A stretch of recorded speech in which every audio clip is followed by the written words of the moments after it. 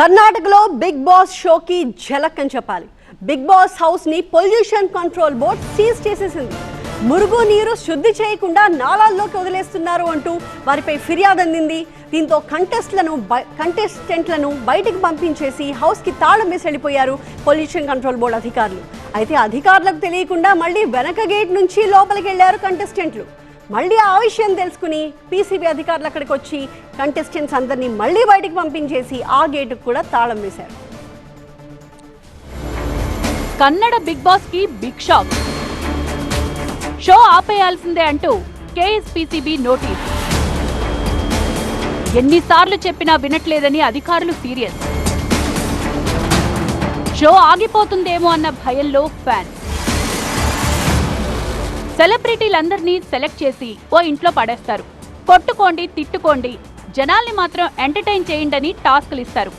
Emotions తోనూ ముడిపెడతారు. అంచనాలకందని games తో షోను రక్తి కట్టిస్తారు. ఇక ఈ మధ్య ప్రారంభమైన కన్నడ షో కూడా ఇప్పుడిప్పుడే రసవత్రంగా మారుతోంది. రోజు రోజుకు ఏం జరగబోతుందో అన్న ఉత్కంఠను పెంచుతోంది. ఇలా మంచి రేటింగ్ తో దూసుకుపోతోన్న కన్నడ బిగ్ బాస్ కి కాలుష్య నియంత్రణ మండలి నోటీసులు ఇవ్వడం హాట్ టాపిక్ గా మారింది. ఏకంగా షోని వెంటనే ఆపేయాలంటోంది.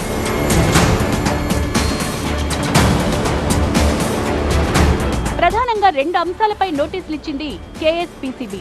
అందులో ఒకటి కన్సెంట్ ఫర్ ఎస్టాబ్లిష్మెంట్, అంటే ఎయిర్, వాటర్ కు సంబంధించిన విషయాల్లో ఎలాంటి ముందస్తు అనుమతులు లేవని చెప్తోంది.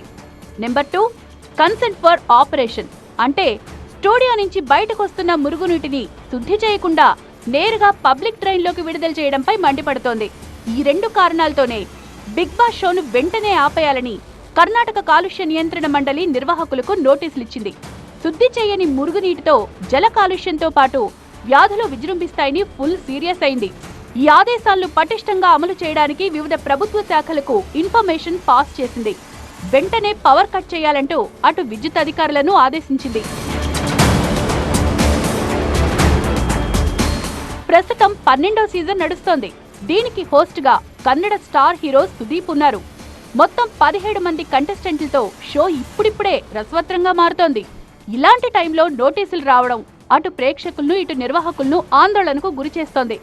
దీంతో షో ఆగుతుందా, లేక వేరే ప్లేస్ కు మారుతుందా, లేకుంటే కేఎస్పీసీబీతో చర్చలు జరిపి సమస్య పరిష్కరిస్తారా అన్నది ఆసక్తికరంగా మారింది.